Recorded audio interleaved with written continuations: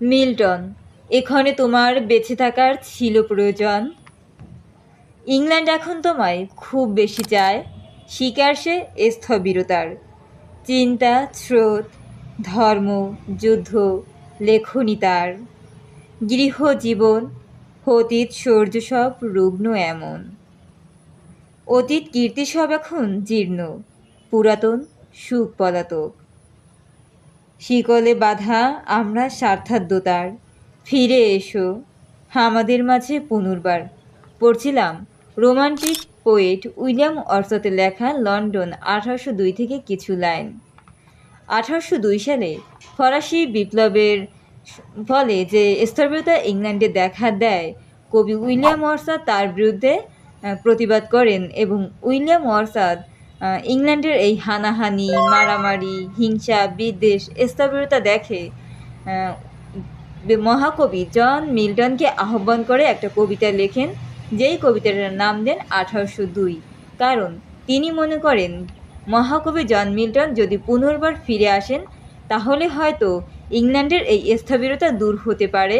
মানুষে মানুষে হানাহানি, এই রক্তপাতের বিরুদ্ধে সে হয়তো প্রতিবাদ করবে, সে হয়তো লিখবে, আবারও বিদ্রোহের কলম হাতে নিবে।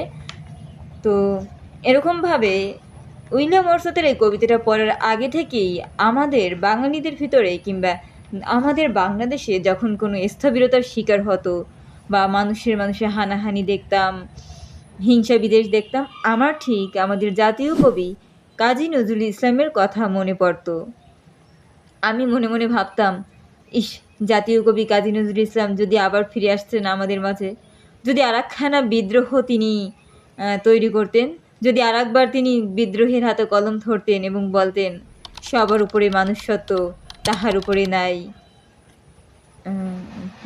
যদিও আমাদের মৃত্যুর পর আর ফিরে আসা সম্ভব না, তবু হচ্ছে মনে পড়ে যে মানুষ কতটা হিংসে বিদেশে ভরে আছে। যদি তিনি আরেকবার এসে মানুষের পক্ষে গান গাইতেন,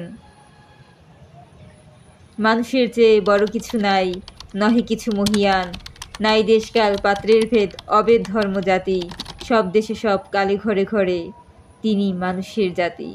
তো সব কিছু ভুলে, হিংসা বিদ্বেষ ধর্ম নিয়ে কাড়াকাড়ি বাড়াবাড়ি ভুলে আমরা যদি মানুষ হয়ে মানবতার খাতিরে একে অপরের সঙ্গে মিলেমিশে বসবাস করতাম, তাহলেই পৃথিবী খুব সুন্দর হতো।